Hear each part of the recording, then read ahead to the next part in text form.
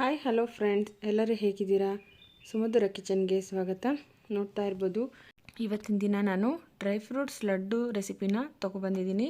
ತುಂಬಾ ರುಚಿಯಾಗಿರುತ್ತೆ, ಆರೋಗ್ಯಕ್ಕೆ ತುಂಬಾ ಒಳ್ಳೆಯದು. ಸುಲಭವಾಗಿ ಮನೆಯಲ್ಲಿ ಡ್ರೈ ಫ್ರೂಟ್ಸ್ ಇದ್ದರೆ ಅದರಲ್ಲೇ ಮಾಡ್ಕೊಬೋದು. ಬರೀ ಡ್ರೈ ಫ್ರೂಟ್ಸ್ಗಳು ಕೊಟ್ಬಿಟ್ರೆ ಮಕ್ಕಳು ಯಾರೂ ತಿನ್ನೋದಿಲ್ಲ, ಮನೇಲಿ ಯಾರೂ ತಿನ್ನೋದಕ್ಕೆ ಇಷ್ಟಪಡಲ್ಲ. ಹಾಗಾಗಿ ಈ ರೀತಿಯಾಗಿ ರುಚಿಯಾದ ನಾವು ಲಡ್ಡುನ ಮಾಡಿಕೊಟ್ರೆ ದಿನ ಒಂದೊಂದು ತಿಂತಾ ಬಂದರೆ ಅವ್ರಿಗೂ ಪ್ರೋಟೀನ್ ಅನ್ನೋದು ಸಿಗುತ್ತೆ ಬಾಡಿಗೆ. ಹಾಗಾಗಿ ಇವತ್ತಿನ ದಿನ ನಾನು ಡ್ರೈ ಫ್ರೂಟ್ಸ್ ಲಡ್ಡುನ ಯಾವ ರೀತಿ ಮಾಡೋದು ಅಂತ ತೋರಿಸ್ಕೊಡ್ತಾ ಇದ್ದೀನಿ. ನೋಡಿ, ಮೊದಲಿಗೆ ಬಾದಾಮಿನ ಕಟ್ ಮಾಡ್ಕೊತಾ ಇದ್ದೀನಿ. ಈ ರೀತಿ ದಪ್ಪನಾಗಿ ಕಟ್ ಮಾಡ್ಕೋಬೇಕು. ಹಾಗೆ ಗೋಡಂಬಿನೂ ಸಹ ಕಟ್ ಮಾಡ್ಕೋಬೇಕು. ಪಿಸ್ತಾ ಇವೆಲ್ಲನೂ ಸಹ ನಾನು ಕಟ್ ಮಾಡಿ ಇಟ್ಕೊಂಡಿದ್ದೀನಿ. ನೋಡಿ, ಈ ರೀತಿಯಾಗಿ ನಾವು ದಪ್ಪನಾಗಿ ಕಟ್ ಮಾಡ್ಕೋಬೇಕು. ಅಥವಾ ನಿಮಗೆ ಕಟ್ ಮಾಡ್ಕೊಳ್ಳೋಕೆ ಟೈಮ್ ಇಲ್ಲ ಅಂತಂದರೆ ಮಿಕ್ಸಿಯಲ್ಲಿ ಗ್ರೈಂಡ್ ಮಾಡ್ಬೋದು. ಅಂದರೆ ರಿವರ್ಸಲ್ಲಿ ಸ್ವಲ್ಪ ತರ್ತರಿ ಆಗೋ ಥರ ಮಾಡ್ಕೋಬೇಕು, ಪೂರ್ತಿ ಪೌಡ್ರಲ್ಲ. ಆ ರೀತಿ ಬೇಕಾದರೂ ನೀವು ಈ ಡ್ರೈ ಫ್ರೂಟ್ಸ್ ಲಡ್ಡನ್ನ ಮಾಡ್ಕೋಬೋದು. ಟೈಮ್ ಇತ್ತು, ಕಟ್ ಮಾಡ್ಕೊಳ್ತೀನಿ ಅನ್ನೋ ಪೇಷನ್ಸ್ ಇದ್ದರೆ ಖಂಡಿತ ನೋಡಿ ಈ ರೀತಿಯಾಗಿ ಕಟ್ ಮಾಡ್ಕೊಳ್ಳಿ. ಈ ರೀತಿ ಮಾಡಿದ್ರೂ ರುಚಿಯಾಗಿರುತ್ತೆ, ಸ್ವಲ್ಪ ಪೌಡ್ರ್ ಫಾರ್ಮಲ್ಲಿ ಇದ್ರೂ ಸಹ ರುಚಿಯಾಗಿರುತ್ತೆ. ಆರೋಗ್ಯಕ್ಕೆ ಅಂತೂ ತುಂಬಾ ಒಳ್ಳೆಯದು. ಈಗಿನ ನಾವು ಊಟದಲ್ಲಿ ಏನು ನಮಗೆ ಸಿಗ್ತಿಲ್ಲ, ಹಾಗಾಗಿ ಈ ರೀತಿ ಡ್ರೈ ಫ್ರೂಟ್ಸ್ ಲಡ್ಡುನ ನಾವು ಮಾಡಿ ತಿನ್ನೋದ್ರಿಂದ ನಮಗೆ ಆರೋಗ್ಯಕ್ಕೆ ಬೇಕಾಗಿರುವಂತಹ ಪೌಷ್ಟಿಕಾಂಶ ಎಲ್ಲನೂ ಸಿಗುತ್ತೆ. ಈಗ ನೋಡಿ, ನಾನು ಕೊಬ್ಬರಿ ಅಂದರೆ ಒಣ ಕೊಬ್ಬರಿನ ತುರಿದಿಟ್ಕೋತಾ ಇದ್ದೀನಿ. ಒಣ ಕೊಬ್ಬರಿ ನೀವು ಸ್ವಲ್ಪ ಜಾಸ್ತಿ ಬೇಕಾದರೂ ಹಾಕ್ಕೊಳ್ಬೋದು. ಡ್ರೈ ಫ್ರೂಟ್ಸು ಅಷ್ಟೇ, ಇಷ್ಟೇ ಅಂತೇನಿಲ್ಲ, ಜಾಸ್ತಿ ಕಡಿಮೆನೂ ಬೇಕಾದರೂ ಮಾಡ್ಕೋಬೋದು. ಖರ್ಜೂರ ಜಾಸ್ತಿನೂ ಹಾಕ್ಬೋದು, ಅಥವಾ ಡ್ರೈ ಫ್ರೂಟ್ಸ್ ಜಾಸ್ತಿ ಬೇಕಾದರೂ ಹಾಕ್ಬೋದು. ಮತ್ತು ಡ್ರೈ ಫ್ರೂಟ್ಸ್ ಏನಾದರೂ ಜಾಸ್ತಿ ಹಾಕ್ಬಿಟ್ರೆ ಇನ್ನೊಂದು ಟಿಪ್ಸ್ ಅಂತಂದರೆ ಫ್ರೆಂಡ್ಸ್, ಉಂಡೆ ಕಟ್ಟೋದಕ್ಕೆ ಕಷ್ಟ ಆಗುತ್ತೆ. ಖರ್ಜೂರ ಮತ್ತು ಒಣಕೊಬ್ಬರಿ ಕ್ವಾಂಟಿಟಿ ಯಾವಾಗಲೂ ಜಾಸ್ತಿ ಇರಬೇಕು. ಹಾಗಾಗಿ ನಾನು ಟಿಪ್ಸ್ ಹೇಳ್ತಾ ಇದ್ದೀನಿ. ನೋಡಿ, ಈಗ ಹಸಿ ಖರ್ಜೂರ ತೊಗೊಂಡಿದ್ದೀನಿ, ಬೀಜ ಎಲ್ಲ ತೆಗೆದು ಕಟ್ ಮಾಡಿ ಇಟ್ಕೊಂಡಿದ್ದೀನಿ. ಒಂದು ದೊಡ್ಡ ಕಪ್ನಷ್ಟು ಹಸಿ ಖರ್ಜೂರ ತೊಗೊಂಡಿದ್ದೀನಿ. ಹಾಗೆ ಬಾದಾಮಿ 1 ಕಪ್ಪು, ಅರ್ಧ ಕಪ್ಪು ಗೋಡಂಬಿ, ಹಾಗೆ ಕುಂಬಳಕಾಯಿ ಬೀಜ, ಸೂರ್ಯಕಾಂತಿ ಬೀಜ 1-2 ಟೇಬಲ್ ಸ್ಪೂನಷ್ಟು ತೊಗೊಂಡಿದ್ದೀನಿ. ಒಣ ಕೊಬ್ಬರಿ ನೋಡಿ, ಒಂದು ದೊಡ್ಡ ಕಪ್ನಷ್ಟು ತೊಗೊಂಡಿದ್ದೀನಿ. ನಾವು ಹಸಿ ಖರ್ಜೂರ ಎಷ್ಟು ತೊಗೋತೀವೋ ಅಷ್ಟೇ ಒಣ ಕೊಬ್ಬರಿ ತೊಗೊಂಡ್ರು ಚೆನ್ನಾಗಿರುತ್ತೆ. ಹಾಗೆ ಗಸಗಸೆ 1 ಟೇಬಲ್ ಸ್ಪೂನಷ್ಟು, ಏಲಕ್ಕಿ ಪುಡಿ ಸ್ವಲ್ಪ, ಇದನ್ನು ಕುಟ್ಟಿ ಪುಡಿ ಮಾಡಿ ಇಟ್ಕೊಂಡಿದ್ದೀನಿ. ನೋಡಿ, ಇವಿಷ್ಟು ಪದಾರ್ಥಗಳನ್ನು ನಾವು ರೆಡಿ ಮಾಡಿ ಇಟ್ಕೊಂಡ್ಬಿಟ್ರೆ ಡ್ರೈ ಫ್ರೂಟ್ಸ್ ಲಡ್ಡು ಬೇಗ ರೆಡಿ ಆಗುತ್ತೆ. ನಾನು ಮೊದಲೇ ಹೇಳ್ದಾಗೆ ಬಾದಾಮಿ, ಗೋಡಂಬಿ, ಪಿಸ್ತಾ ಇದನ್ನೆಲ್ಲ ಸ್ವಲ್ಪ ಕ್ರಷ್ ಮಾಡಿಕೊಂಡ್ರೆ, ಅಂದರೆ ಮಿಕ್ಸಿಯಲ್ಲಿ ರಿವರ್ಸಲ್ಲಿ ಗ್ರೈಂಡ್ ಮಾಡಿಕೊಂಡು ಹಾಕ್ಕೋಬೋದು. ನಂತರ ಸ್ವಲ್ಪ ಕಡಿಮೆ ಉರಿ ಇಟ್ಟು ತುಪ್ಪ ಹಾಕಿ ಹುರ್ಕೋಬೇಕು. ಈ ರೀತಿಯಾಗಿ ಹದವಾಗಿ ಸೀದಿಸದೆ ಹುರ್ಕೋಬೇಕು. ಕಡಿಮೆ ಉರಿಯಲ್ಲೇ ಹುರ್ಕೋಬೇಕಾಗತ್ತೆ. ಹದವಾಗಿ ನಾವು ಹುರ್ಕೊಂಡಷ್ಟು ತುಂಬ ಚೆನ್ನಾಗಿ ಬರುತ್ತೆ. ಕ್ರಿಸ್ಪಿ ಆಗಬೇಕು, ಗೋಲ್ಡನ್ ಬ್ರೌನ್ ಆಗಬೇಕು, ರುಚಿ ತುಂಬ ಚೆನ್ನಾಗಿ ಬರುತ್ತೆ. ತುಂಬ ದಿನ ನಾವು ಇಡ್ಬೋದು. ಈ ರೀತಿ ಹುರಿದು ಮಾಡೋದ್ರಿಂದ ತುಂಬ ದಿನ ಇಡ್ಬೋದು. ಹಾಗಾಗಿ ರುಚಿನೂ ಸಹ ಇರುತ್ತೆ. ಅದರಲ್ಲಿರೋ ಹಸಿ ವಾಸನೆ ಎಲ್ಲ ಹೋಗಬೇಕು ಸ್ವಲ್ಪ. ಈಗ ನೋಡಿ, ಎಲ್ಲ ಡ್ರೈ ಫ್ರೂಟ್ಸ್ಗಳನ್ನು ನಾನು ಒಂದೊಂದಾಗಿ ಸೇರಿಸಿ ಸ್ವಲ್ಪ ಸ್ವಲ್ಪನೇ ತುಪ್ಪ ಹಾಕಿ ಹದವಾಗಿ ಹುರ್ಕೋತಾ ಇದ್ದೀನಿ. ಈಗ ಇದನ್ನೆಲ್ಲ ಒಂದು ಬೌಲ್ಗೆ ಬಗ್ಗಿಸ್ಕೊತಾ ಇದ್ದೀನಿ. ನೋಡಿ, ಸ್ವಲ್ಪ ಸ್ವಲ್ಪನೇ ತುಪ್ಪನ ಸೇರಿಸ್ಕೊಂಡು ನಿಧಾನವಾಗಿ ಹುರ್ಕೋಬೇಕು. ಎಷ್ಟು ನಿಧಾನವಾಗಿ ಹುರ್ಕೋತೀವೋ ಅಷ್ಟು ರುಚಿಯಾಗಿ ಬರುತ್ತೆ. ಈಗ ಕುಂಬಳಕಾಯಿ ಬೀಜ, ಹಾಗೆ ಸೂರ್ಯಕಾಂತಿ ಬೀಜ ಮತ್ತು ಮೆಲನ್ ಸೀಡ್ಸನ್ನು ಹಾಕೋತಾ ಇದ್ದೀನಿ, ಅಂದರೆ ಕರ್ಬೂಜದ ಬೀಜ. ನಿಮಗೆ ಬೇರೆ ಡ್ರೈ ಫ್ರೂಟ್ಸನ್ನು ಸೇರಿಸ್ಬೇಕು ಅನ್ನೋದಾದರೆ ಸೇರಿಸ್ಬೋದು. ಅಂದರೆ ಅಕ್ರೋಟ್ ಸೇರಿಸ್ಬೋದು, ಅದನ್ನು ಸಹ ಕಟ್ ಮಾಡಿ ಹಾಕೋಬೋದು. ಮತ್ತು ಅಂಜೂರನೂ ಸಹ ಸೇರಿಸ್ಬೋದು. ನಾನು ಮೊದಲೇ ಹೇಳಿದಾಗೆ ನಿಮಗೆ ಯಾವುದ್ಯಾವುದು ಡ್ರೈ ಫ್ರೂಟ್ಸ್ ಅವೈಲೇಬಲ್ ಇದೆಯೋ ಅದರಲ್ಲೇ ನಾವು ಮಾಡ್ಕೊಳ್ಬೋದು ಸಿಂಪಲ್ಲಾಗಿ. ಈಗ ನಾನು ಗಸಗಸೆನೂ ಸಹ ಸೇರಿಸಿ ಹುರ್ಕೋತಾ ಇದ್ದೀನಿ. ಗಸಗಸೆ ಹಾಕಿದ್ಮೇಲೆ ತುಂಬ ಹೊತ್ತು ಹುರಿಬಾರ್ದು, ಅದು ಬೇಗ ಅಂದರೆ ರೋಸ್ಟ್ ಆಗಿಬಿಡುತ್ತೆ. ಈಗ ಒಣಕೊಬ್ಬರಿನೂ ಸಹ ಸೇರಿಸಿ ನಾನು ಒಂದು 2 ನಿಮಿಷ ಫ್ರೈ ಮಾಡ್ಕೋತಾ ಇದ್ದೀನಿ. ಒಣಕೊಬ್ಬರಿನ ಸಪ್ರೇಟಾಗೇ ಸ್ವಲ್ಪ ಗೋಲ್ಡನ್ ಬ್ರೌನ್ ಬರೋವರೆಗೂ ಹುರ್ಕೋಬೋದು. ಈ ಬಾಣಲೆ ಅಂದರೆ ಈ ಪ್ಯಾನ್ ತೊಗೊಂಡಿರೋ ಅಂಥ ನಾನು, ಅದು ತುಂಬ ಮಂದ ಇದೆ, ತುಂಬ ಹೀಟ್ ಆಗುತ್ತೆ. ಹಾಗಾಗಿ ಎಲ್ಲ ಒಟ್ಟಿಗೆ ನಾನು ಸೇರಿಸಿ ನಾನು ಹುರ್ಕೋತಾ ಇದ್ದೀನಿ. ಸ್ಟವ್ ಆಫ್ ಮಾಡಿ 1 ನಿಮಿಷ ಅದರಲ್ಲೇ ಬಿಟ್ಟರೂ ಸಹ ಚೆನ್ನಾಗಿ ರೋಸ್ಟ್ ಆಗಿರುತ್ತೆ. ಈಗ ನೋಡಿ, ಎಲ್ಲ ಪದಾರ್ಥಗಳನ್ನು ಹದವಾಗಿ ಹುರಿದಿಟ್ಕೊಂಡಿದ್ದೀನಿ. ಇಷ್ಟರ ಮಟ್ಟಿಗೆ ನಾವು ಹುರ್ಕೊಂಡ್ರೆ ಸಾಕು. ಅದನ್ನು ಸ್ವಲ್ಪ ಬಿಸಿ ಆರೋದಕ್ಕೆ ಬಿಡಬೇಕು.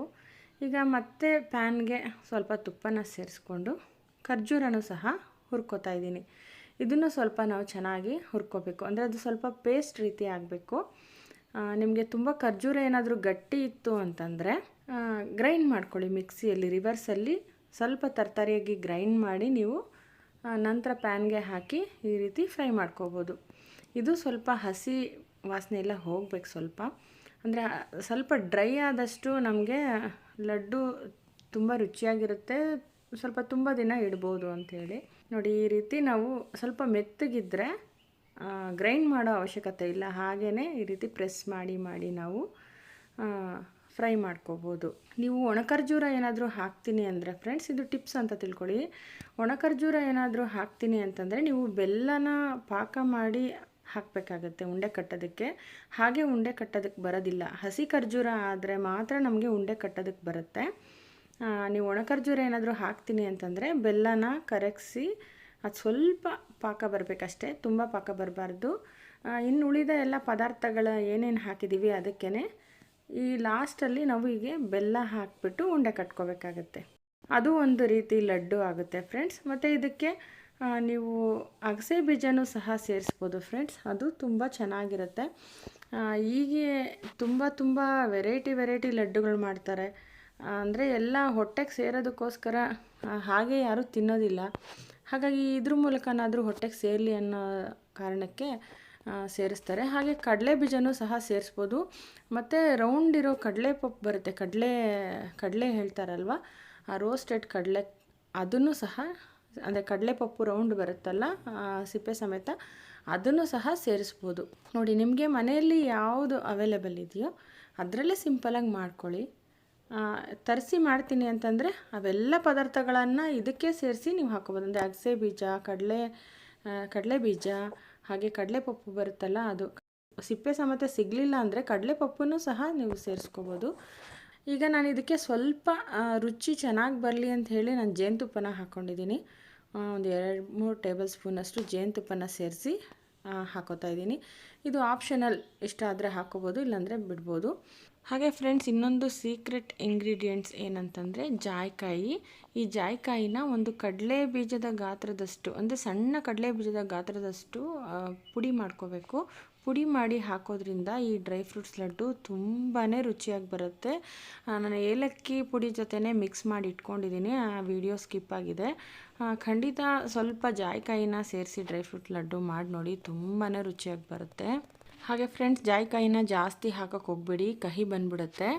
ಮತ್ತು ಇದಕ್ಕೆ ಇನ್ನೊಂದು ಇಂಗ್ರೀಡಿಯೆಂಟ್ ನಾನು ಹೇಳೋದು ಮರೆತೆ, ಒಣ ದ್ರಾಕ್ಷಿನೂ ಸಹ ಸೇರಿಸ್ಕೋಬೋದು ಫ್ರೆಂಡ್ಸ್. ಒಣ ದ್ರಾಕ್ಷಿ ಹಾಕಬೇಕಾದ್ರೆ ಮಿಕ್ಸಿಗೆ ಹಾಕಿ ಗ್ರೈಂಡ್ ಮಾಡಿ ಹಾಕಿ, ಸ್ವಲ್ಪ ತರ್ತರಿಯಾಗಿ, ಆಗ ಬೈಂಡಿಂಗ್ ಚೆನ್ನಾಗಿ ಬರುತ್ತೆ, ತುಂಬ ದಿನ ಬಾಳಿಕೆ ಬರುತ್ತೆ.